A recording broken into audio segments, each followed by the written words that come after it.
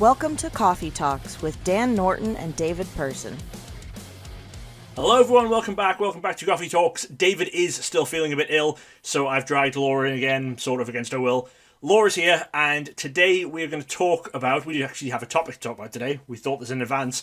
We're going to talk about the difference between playing and collecting. Both me and Laura have played a bit in the past, Laura probably a bit more than me, especially recently. We're just going to talk about that a bit and how it's, pretty different in terms of your goals and stuff, what you want, but how, it's kind of now easier than ever to do both at the same time. So, Laura, why don't you start us off, and then we'll go from there. Yeah, we're not just talking about, like, the cards that you can get from playing, but just the fact that when you're, going and opening your packs and when you're playing, the most that you want is 4 of a card. Yeah. And sometimes, especially in the past, those cards have been, like, very expensive. I'm thinking back to Shaman era when you wanted, 4 Shaman EX in every deck.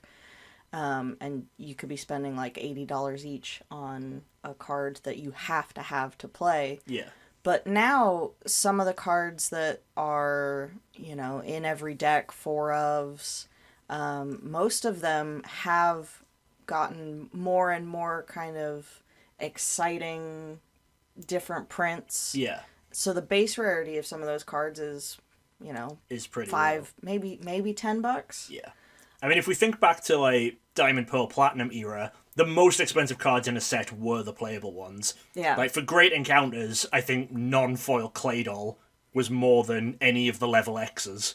Yeah. At the start. I remember as well, the first pre-release I went to was Legends Awakened, and the judge there traded his staff-stamped pre-release promo for 1 reverse holo Claydol. Because that was still a year before Claydol got a league print, but Claydol was just so valuable. And then, moving through, we get to one of the big ones is Luxray GL Level X from Rising Rivals. That was the biggest card you could pull from the set because every deck needed 1 or 2 copies. Yeah. So if you're a player and a collector at that point, you need to be hitting multiple of this big card because the collector in you wants to, get 1 copy, keep it nice and safe. And that's always been my thing, even when I was playing. I'd want to get 1 copy, keep it nice and safe for the collection, keep it mint, and then try and get other copies. But especially as well back then, the fact that cards became legal, I think, right on release day. Yeah. Not in pre-release season, but right on release day. But as soon as you could open the cards, they were good for play. So you needed to get them pretty early. But then it dropped off a little bit when we got through to, like Sun and Moon era, Sword and Shield era, because, Tapu Lele, I think, was still kind of expensive in its base GX form. Yeah, absolutely. But even though it had the full art and the rainbow versions, and then we get through to, like, Silver Tempest, Lugia Level X is another one I think of. Lugia Level X had a rainbow version, but the regular Level X was still kind of expensive because it was only the base Lugia V, not Level X, and I think VMAX is what I'm meaning. You know what I mean.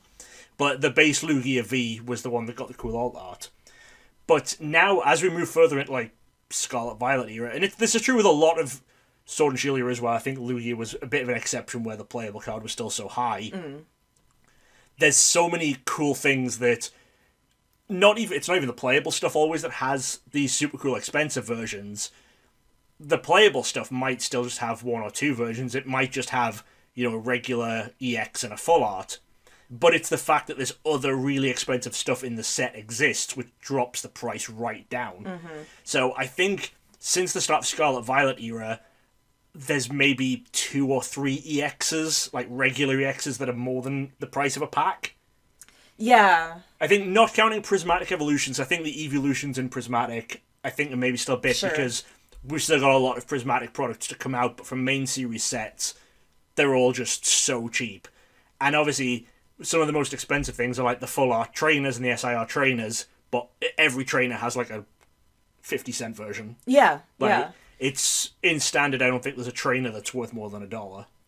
I can't think of any off the top of my head, and a lot of the trainers we see come back time and time again. Yeah, and the decks that they put out now are so much better for that, because it used to be when it was theme decks and stuff, you'd get a lot of the most basic trainers. Like, you get the trainers that are similar to what you get in build and battle kits now. Pokeball or... Which are, yeah, they're like absolute basic beginner stuff, which is not great for competitive play. But now, like, the League Battle decks, like, some League Battle decks, you're getting, like, a play set of Professor's Research or Boss's Orders and stuff. The Dragapult deck that's coming out soon is going to have basically a functional, nearly competitive deck just out the box. And so many of those decks also have the option, if you just buy two, you can mix them together, because they all have some dead cards in, they're not perfect lists. Often I think they have, like, 3/3/2 lines of the main Pokemon or something, but if you get two, you can jam them together. Like, I know the Palkia one, I think, had just two Palkias in it, but if you buy two, they're $30 each. That's $60 for a fairly competitive deck, you know? It has all of the good stuff that you need in it. Yeah. I mean, it's been a while now, but when Mew, VMAX, and Genesect had a deck, I bought two of those and just mixed them together, yeah, I think I added maybe one or two cards that weren't... Just a couple of trainers again, though. Yeah. So, like, that was all of the expensive stuff was there. And they can do it now because it doesn't hurt the price of the set. Because, I mean, that stuff's Fusion Strike. It's the alt arts that are expensive. So reprinting the regular versions, even when they're sought after as super playable cards, it's not hurting the value of the rare versions either. These alt arts and stuff, it is only in the last few years we've seen the alt arts and stuff really take off. I guess I say the last few years. Mid Sword and Shield on. Yeah. I'm thinking of, like, the alt art tag teams that were... Yes. I think when Cosmic Eclipse came out, the biggest one in there was the alt art ADP, and that was super playable, and that was... It was $25-$30 or something. Yeah, a great looking card, but it was a super playable card. Yeah, but even then it wasn't crazy expensive. Yeah. Like, I think even there was a time where you could buy the Latios. Latios for $20. And you've got one, I wish I had. But yeah, so why don't you talk about how much playing have you done? Tell people how much playing you've done, then I'll do my, like, playing story. Sure.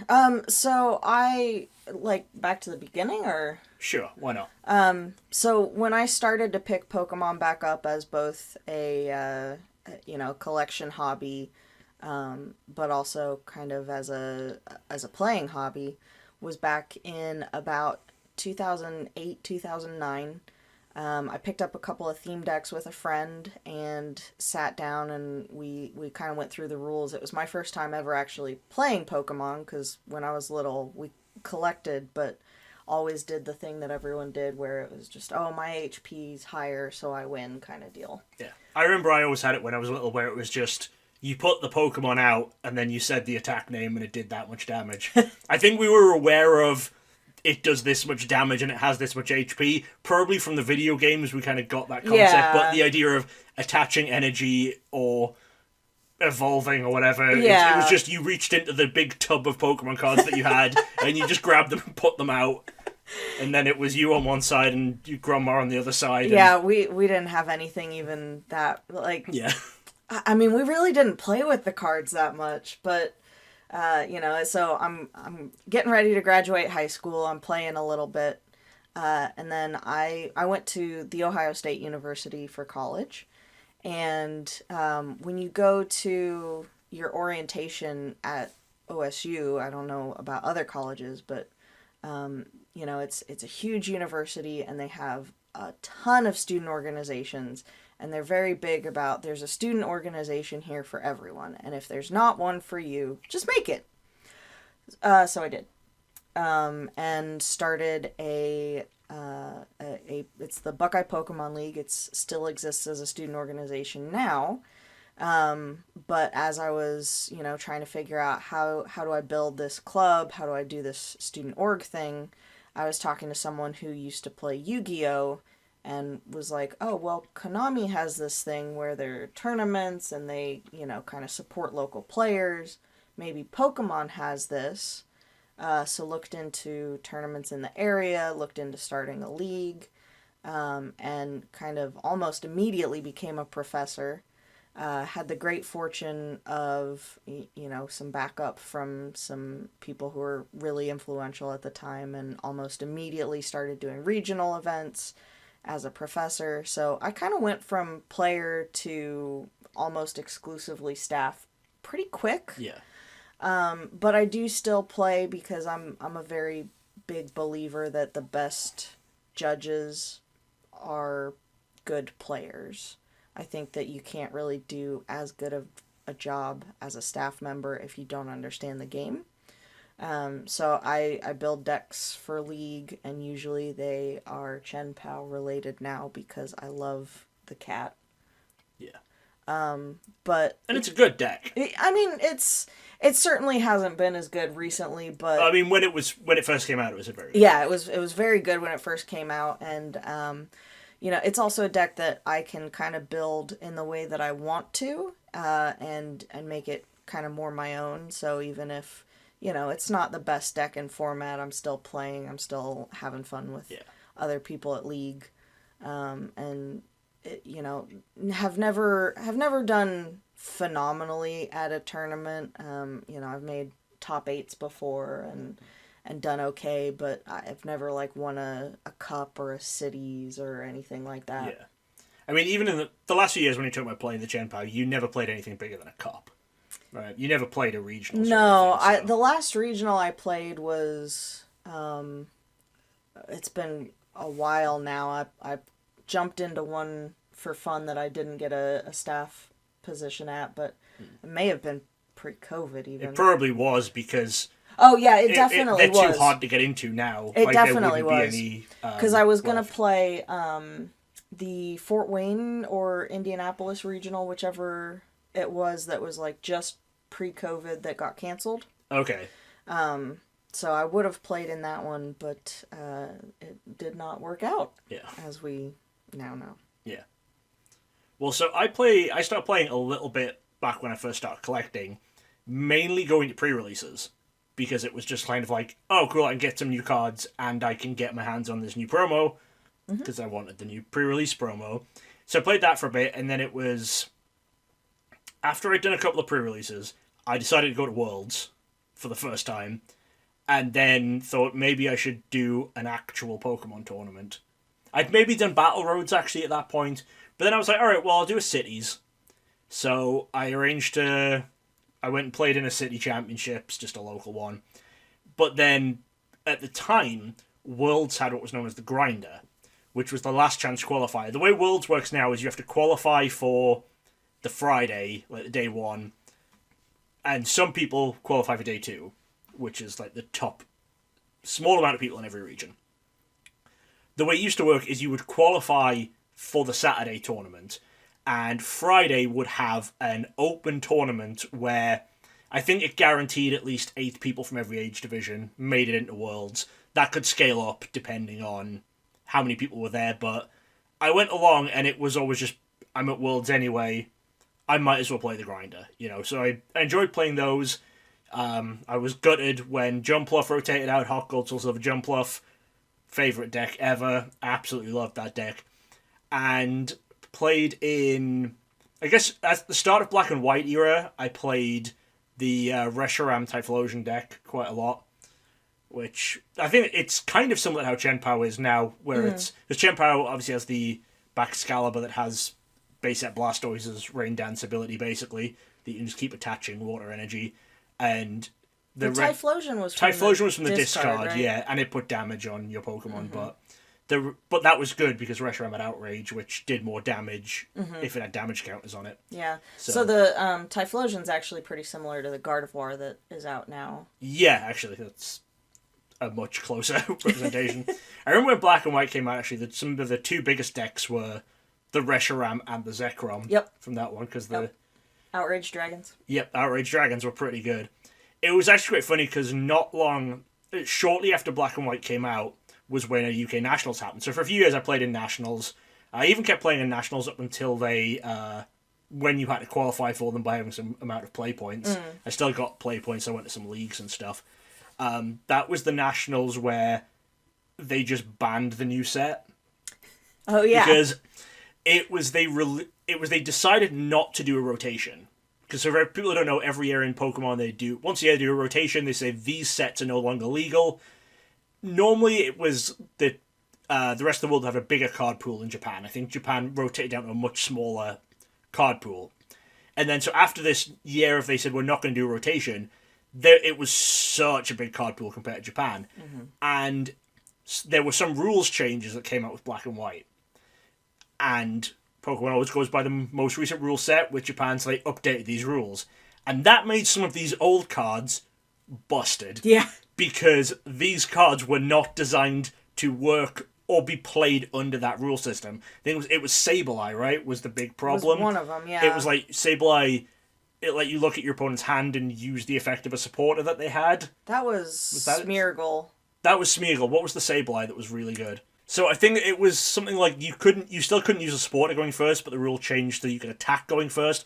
And it was Sableye from Stormfront, I've got to pull up here, had an attack called Impersonate, which had no energy requirement, and it said search your deck for a supporter card and discard it, shuffle your deck afterwards, then use the effect of that card as the effect of this attack. Which was really, really good, because it basically let you use a supporter card first turn. So it really, really shifted in how games were played, and made these old busted cards too broken. For reference as well, this is from Stormfront, this is the last set of Diamond and Pearl era. Yeah. So this is before even the Platinum sets, or before the Heart Gold Silver sets, and this is causing problems when Black and White came out. Yeah. You also didn't mention Sableye's ability, which is basically if you start with Sableye active, you get to go first. Oh yeah, that's also a big thing. Was huge. So it guaranteed, that you could actually start the game and do your... Because when you couldn't attack going first, it wasn't that big. You still got to do some setup and stuff, but it wasn't that big when you couldn't attack going first. So what they did was they said, we're going to let Battle Roads happen. Because Battle Roads were very, very small tournaments. They were the only tournaments where you had 2 sets per year. Because the way the tournament season used to work is the tournaments would just increase in scale throughout the year. So you'd have a set of Battle Roads, then you'd have your cities, then your states, then regionals, then nationals, with some more Battle Roads in just before nationals. Now, obviously, we have the internationals throughout the year, regionals happening throughout the year, cups and challenges throughout the year. But because these Battle Roads were the smallest, lower stake tournaments, they said, we'll let a round of those go through and see if this is really a problem. And obviously it was. So, at the UK Nationals, the solution was, we're playing under the old rule set. You are not allowed to use you're not allowed to use cards from Black and White that just came out, and we're playing by the old rules. We're playing 2 Call of Legends, I think, was the last non-Black and White set. Yeah. I know that, and then for a few weeks after that was when they announced, an emergency rotation. Yeah. They just rotated 6 sets or something, 2 weeks before US Nationals. Yeah, so at US Nats, we had a whole shake-up of the format, yeah. Yeah, because they rotated the whole Platinum set, the whole Platinum block, and the last few sets of Diamond and Pearl. So yeah, you guys went HGSS on. Yeah, and that was when Yanmega and Magnezone went crazy, which was a very good deck also. Paying $120 for a Yanmega Prime if you could find one. I remember from the Worlds, that was 2011 Worlds, I remember someone had showed up, and I can't remember who it was, I just remember the story, it was someone I knew because I was talking to them, and they were like, yeah, someone came up to me and asked could they borrow 4 Magnezones and 4 Yanmegas for the tournament. And this was a person I think had played in the Grinders, hadn't got through, and they were like, I guess so. And the person who wanted to borrow it went, I will give you this brand new iPhone as collateral. They were like, this is a $2,000 phone or something. This went, or I guess $1,000 phone. Probably, yeah. Here is my phone. You can keep this for the day as collateral, because that's the value of those cards. Oh my gosh. That's just how much that deck was, especially kidding. At Worlds, when it seems like it's going to be one of the big decks to play. And they didn't have vendors back then, right? Nope, there were no vendors or anything at Worlds, so it was just, you had what you had. And there just weren't that many people, back vending either. Yeah. There was a small amount of people. There was, obviously the open playroom, but, that was just a lot of people playing and screwing around. There wasn't that many people properly vending or anything. And just at the time, it was very rare for someone who wasn't playing to have 4 Magnezone and 4 Yanmega. Yeah. People just didn't open that much product back then. Yeah. So, yeah, back on track. I played the Grinders until the Grinders went away, because obviously I went to Worlds every year anyway. And then since coming over here, it's just been some cities and... Well, I don't... Was it still cities when I moved over here? No. No? Oh yeah, because it was the first IC season when I moved over. I guess I played some cities and stuff back in the UK too, but after coming over here, I played some cups and challenges. I still have never played a regionals. Like, it's... Playing Pokemon has never been that big for me. Like, I enjoy playing it occasionally, like when we do... Like, I enjoy doing pre-releases and stuff. Yeah. But I've never played anything bigger than a... Like, if you ever could make it to a regional, which is unlikely because dogs, you'd probably just hang out in side events and, like, vendors and I mean, that's what I did. Play in the main event, did that right? a few times. Yeah. We've, like, when we went up to Canada, because we were staying with a friend of mine, I went up there and I just hung out. I didn't play any side events or anything like that. I maybe played some, like, build and battles, so, like, basically, like, pre-releases, but... Yeah, or pack battles. Yeah. The build and battle, the build and battle sucked that time, because it was all they had was Chilling Reign, and Chilling Reign was one of the worst build and battle formats ever, because one of the promos was the Inteleon that just sniped something for 20 every turn. It's very good in the pre-release. Because one of 4 promos was that, and the way they built up, out of the other 3, if you got one of the 3 promos, you still had a 1 in 3 shot of getting it. So half the room had Inteleon, and if you didn't have it, you were just such a disadvantage anyways. You don't need to build a water deck. Yeah. Because I don't even think its attack used water energy, but you didn't need to attack with it anyway. But yeah, that was one of the worst build and battle formats ever. Yeah, that's why, I mean, I just play, if I'm playing cards, I play Magic a lot more than I play Pokemon, but that's our history of playing Pokemon. But you said you were going to talk a little bit about cards and stuff that people get, so collectors, as we've said, it's a lot easier to get into playing Pokemon now, and it's a lot cheaper to build decks. It's not going to move your focus too far away from your collecting, especially if you if you open any amount of sealed product anyway, there's a good chance you can build a functional deck or have the leftovers to trade to build a functional deck. So what can people get? Yeah, I mean, so first off, don't ever be afraid to go to your local Pokemon League, because one of the things that they're there for is to teach you how to play. And a couple of people asked about maybe doing like a learn to play on the channel, which we can maybe look at. But probably outside of Coffee Talks if we do. It would not be a Coffee Talks. It would be its own separate thing. But you know, it's not too hard to pick up, and it's a lot easier in person when you have the cards there. So, you know, if you go to League, you meet with your local professor and just say, hey, I've never played before. You know, what do you have that can help me learn? Yeah. A lot of leagues have just recently gotten, I think you've talked about the battle decks. The Charizard Pikachu decks that I talked about when it came out at Worlds, because it's got an exclusive paw mod in it. And I was telling people not to buy it, and people bought it for $200 or something crazy. You can just go to basically any league and get one of those for free, almost certainly. Yeah, if they have them, they'll probably give one to you. They might, you know, maybe if they don't have enough, they'll still let you play with it. They may have, you know, the Battle Academy, which is almost set up like a board game that has, you know, a board game instruction rule book to learn how to play Pokemon. Another very good way to learn how to play. Like, they're the most basic learn how to play things. It's really nice that we've got that and then the League Battle Decks. It used to be that the theme decks were learn to play tools, which is kind of why they sucked as decks, because they had to be basic enough that people could learn how to play. But now we have the Battle Academy and these demo decks for teaching how to play, which has let the full decks they sell get a lot better, so that people can actually start. There's also the My First Battle decks, which are I don't know. They don't really use the same rules though. The My First Battle what I was going to kind of explain for younger kids, I guess. Yeah, it's good for probably in the like 4 to 6 age range. They're much quicker games.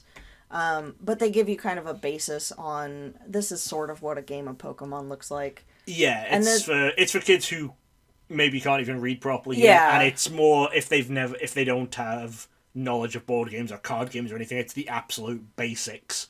But if you have some knowledge of board games, card games already, going along leagues and getting demo decks and stuff is fine. You'll be totally fine. And once you start going to League, There are the prize packs that, Yeah. you know, we've talked about, or you've talked about on Coffee Talks plenty of times, that you get most leagues just for showing up.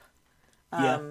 You know, if you play in a tournament, a challenge, or a cup, you may get some for participating in that. You may get some if you place well. But then there's also, you know, Pokemon is always throwing these kind of random events out and basically expecting us to just be able to change our plans at the drop of a dime, which get random promos and stuff. Fine. But yeah, like the Pokemon Day promos, you know, you could go to, I think, GameStop or Best Buy and spend some money and get a promo. Or you could just look at your local Pokemon leagues in the area and see, okay, what leagues are doing what. Some of them around here were doing tournaments. The one that I was at did a raid battle day, which is just a super fun, like, very casual format. And anyone who came in and participated just got a promo just for showing up.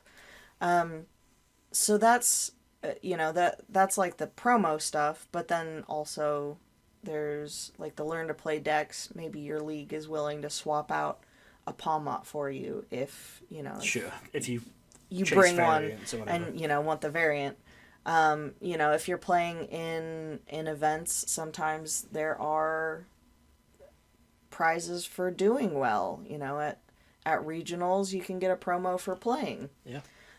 So there's a lot of reasons why, if you're a collector, like, yeah, you could go out and spend the money, but you could also get involved with the whole community and, you know, make a fun hobby out of it. Especially, like Dan said, if you're opening packs already, you're probably getting enough stuff to build a deck outside of the cards that you want to put in your collection. Yeah, and of course there's the online version of the game too. Yeah. Every pack you open is going to have a code card in it.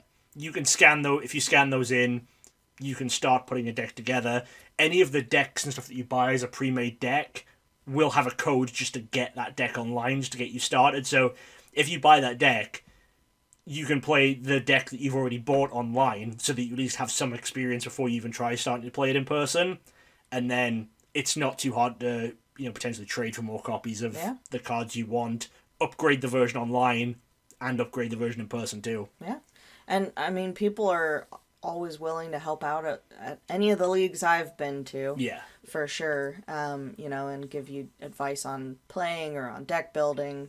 And it's also just a good resource for being able to trade because, you know, people are opening stuff to try and build their decks all the time, so they're probably opening things they don't want to play with too. Right, yeah, definitely. Right, well, that was longer of a Coffee Talks than the last couple of days, so hopefully at least this is an interesting video. We'll keep our fingers crossed that David is going to be feeling better to record tomorrow. Please, David, come back. Yeah, well, we'll see. It'll either be me and Laura again, or it'll be me and David tomorrow. But let us know what you thought of that chat. Let us know if you're a collector and a player. Yeah. Just one of the two. You know, which one. And if you do want to learn to play, let us know and we'll maybe throw something together. Yep, we can maybe do some videos on learning to play in the future. I don't know how much. I guess a lot of the playing channels out there are more competitive based, so maybe it'll help people out with some learning stuff. But anyway, thanks for watching. Hopefully you enjoyed. As I said, let us know in the comments what you thought, and at least I will see you again tomorrow. Bye. Thanks for listening to Coffee Talks with Dan Norton and David Person, with music by More Than Never and artwork by Lore Norton. A special thanks to all our Patreon members. Join us again next time. But they don't want you to.